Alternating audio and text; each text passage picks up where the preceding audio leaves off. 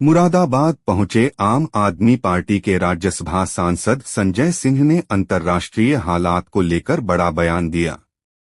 उन्होंने कहा कि दुनिया को अमेरिका की नीतियों से सावधान रहने की जरूरत है।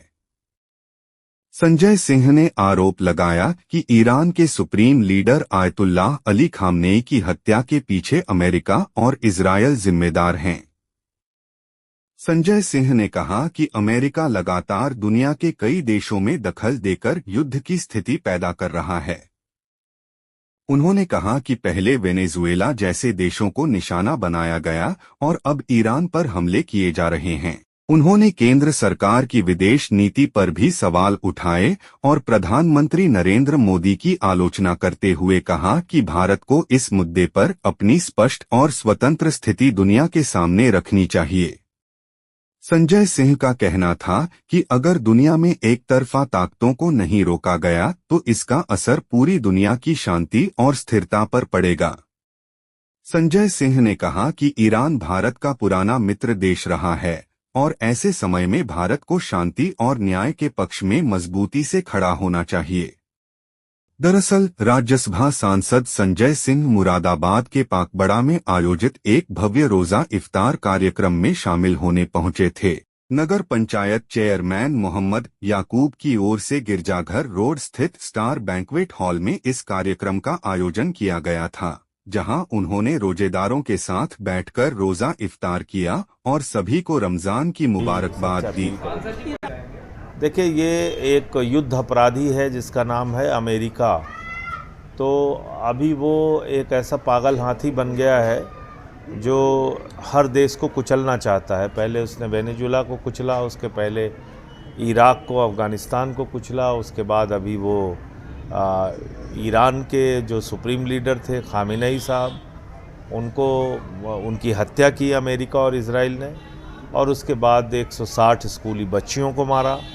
फिर जो ईरानी नौसेना का जहाज़ हमारा मेहमान था उसको लौटते वक्त मार दिया, जिसमें 100 के करीब लोग मारे गए। तो कुल मिलाकर इस समय वैश्विक तानाशाही के ऊपर ट्रंप उतारू है, और ट्रंप और इजराइल को अगर इस वक्त नहीं रोका गया तो इसका खामियाजा पूरी दुनिया को भुगतना पड़ेगा।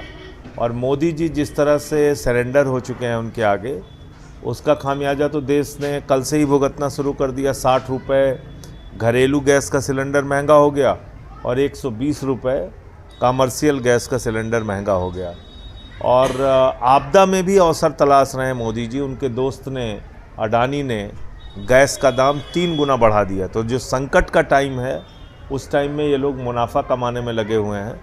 और हार्मोज का समुद्री मार्ग जिस पे 50% ईरान का ही कब्जा है, वहीं से भारत का तेल आता है, कच्चा तेल 60%, 50% गैस वहीं से आती है।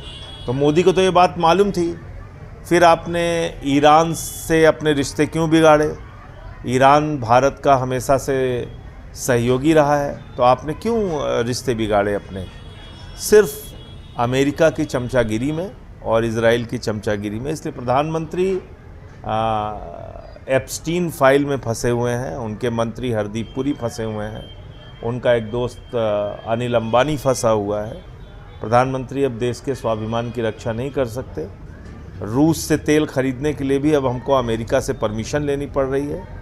तो इसलिए मैं निवेदन करूंगा मोदी जी से कि आप कृपा करके अब अपना पद छोड़ दीजिए। अब आप उस पद के लायक नहीं हैं।